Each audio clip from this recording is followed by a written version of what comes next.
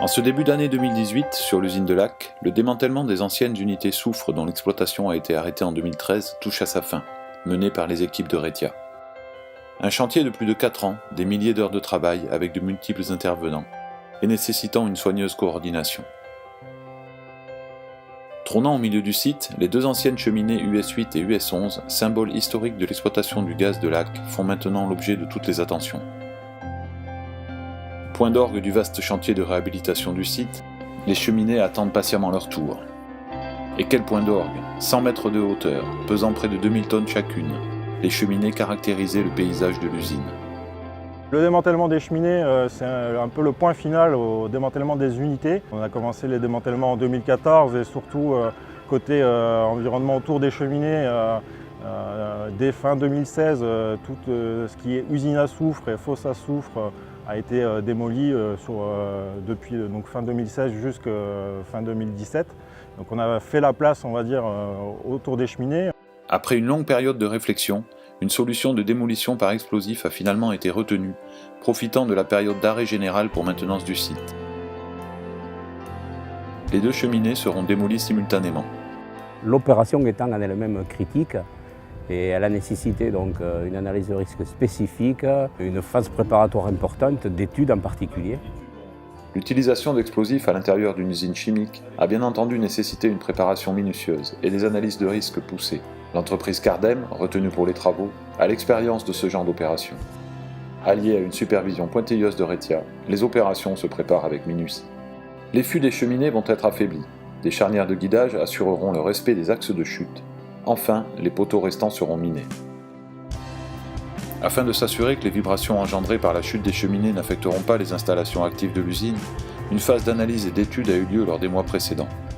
Pour étudier cet impact, on a réalisé des lâchers de masse afin d'analyser la réponse vibratoire du sol. Ça nous a permis de modéliser les vibrations qui vont être générées par l'abattage et de confirmer que c'est compatible avec la tenue structurelle de ces installations.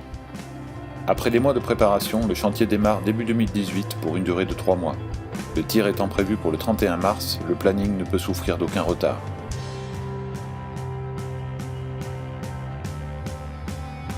La première phase consiste à débarrasser les cheminées de leurs éléments métalliques et à sécuriser les zones de travail. À la prochaine phase, on va mettre des filets de protection pour protéger les risques de chute de gravats, de pierres ou quoi que ce soit qui pourrait éventuellement venir du haut de la cheminée.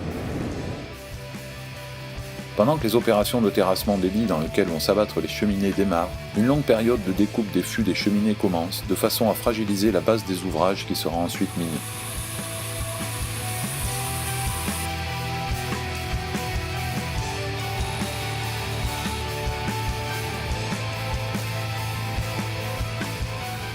Carotteuse, scie à béton, sciage par câble, différentes techniques sont mises en œuvre.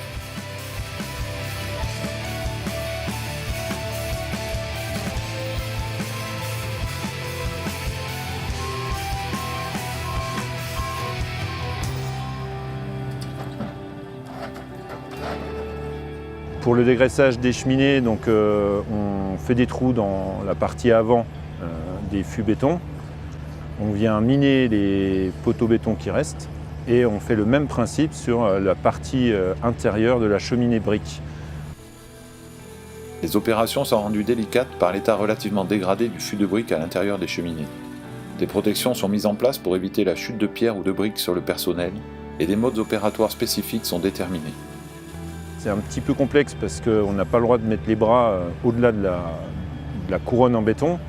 Et il faut travailler avec des outils déportés pour évider la brique et faire les trous dans la brique. Fais des plus petits bouts possibles. Vas-y, continue, c'est bien.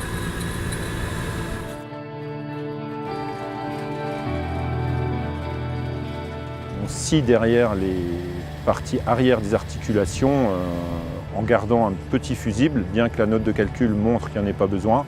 Mais par sécurité, on viendra scier ce fusible juste avant le tir. En parallèle, on venait coordonner avec Total par rapport à un rack qui sera démoli au dernier moment, qui est aussi un point clé sur le chemin critique du projet. Où dans la dernière ligne droite, il faut qu'on enlève le rack, qu'on protège la terre.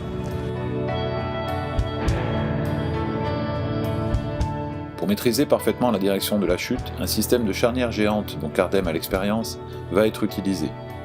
Les géomètres déterminent précisément leur implantation afin de respecter les directions prévues.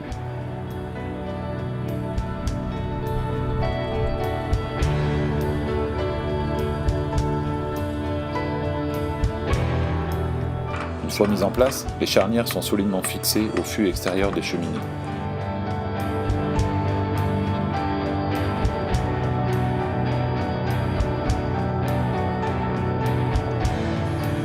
Enfin, il s'agit de forer les trous qui recevront les charges d'explosifs. Encore une fois, les carotteurs sont à l'ouvrage. En tout, plus de 100 mètres de forage dans le béton et la brique auront été réalisés.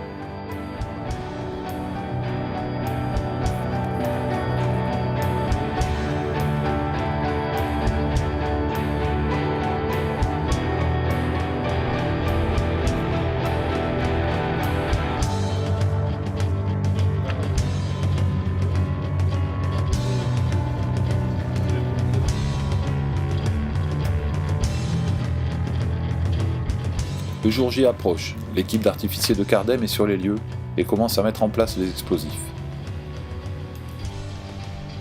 Un par un, les détonateurs électroniques sont programmés et soigneusement répertoriés. Chaque fil orange est relié à un détonateur. Ce détonateur, en fait, lui, est relié à une ligne bus, ce qui nous permet de dialoguer avec les détonateurs pour pouvoir les programmer et, dans un second temps, les vérifier. Et avant le tir, de pouvoir charger les condensateurs. C'est-à-dire que chaque détonateur électronique a son propre exploseur et il va sauter une date donnée en relatif par rapport au moment où on va appuyer sur le bouton. Une seule commande sera nécessaire pour déclencher les deux explosions. Un délai de 8 secondes est programmé pour la mise à feu des charges de la deuxième cheminée.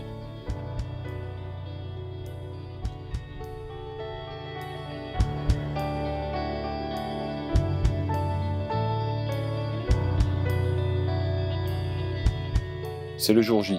Toutes les équipes sont sur le pont. Retia va superviser le périmètre de sécurité établi.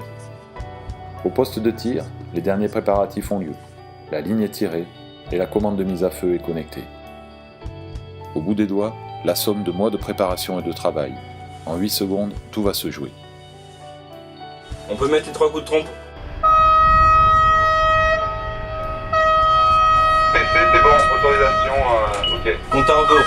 5, 4, 3, 2, 1.